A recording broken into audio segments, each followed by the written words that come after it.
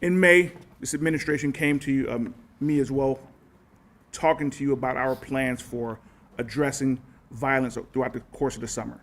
Right now, we have our latest statistics that we are in the process of evaluating to see what worked, what didn't work, and how we can improve on things.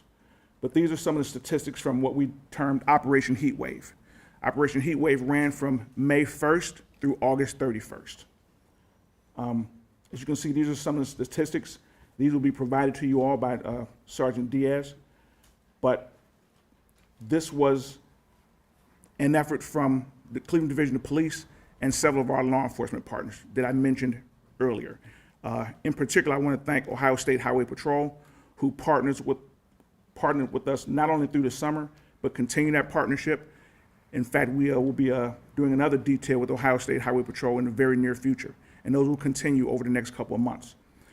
The Ohio Investigative Unit, a huge asset and partner who has been working with the Division of Police for a number of years.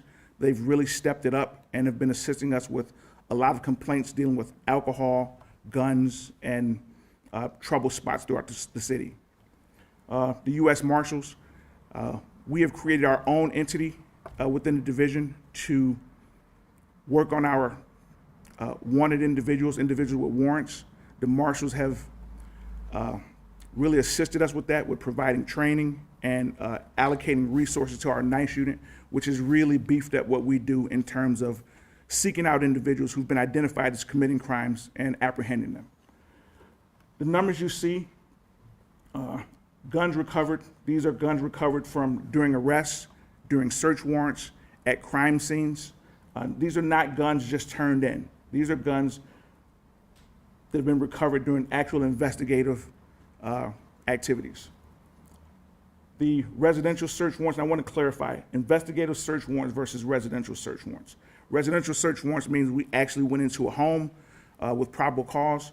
The investigative search warrants might be cell phone records. It might be DNA. It might be to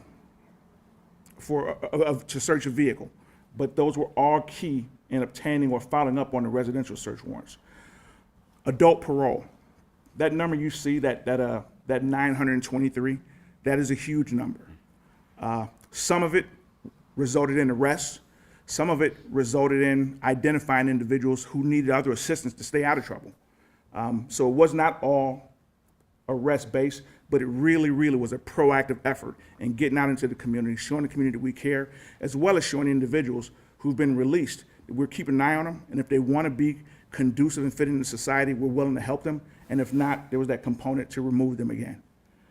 The felony arrest, the misdemeanor arrest, and the warrant arrest.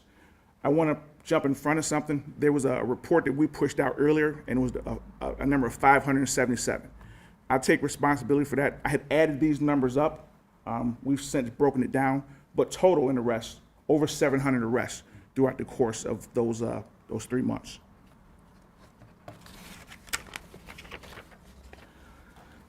Narcotics. I want to thank our commander of Bureau of Special Services, Commander Kincaid, and his team with narcotics, as well as our CJIC and DEA partners. Some substantial seizures over the course of the summer. I won't talk too much about them, but I can tell you that while Operation Heatwave was a short-term effort, there are some long-term investigations that have developed from that.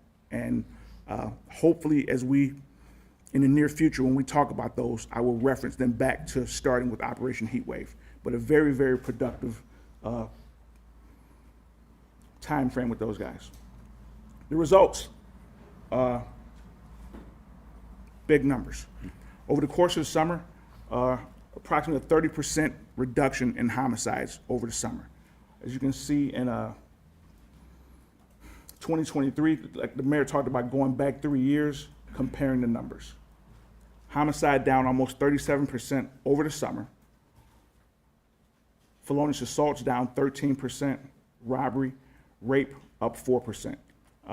I've spoken with our sex crimes unit and our commander there. I wanted to make sure that we did not have, because the number is up and that concerns me, but we wanted to make sure that we have no indications that there is a serial rapist or one individual responsible for these, but that number is up.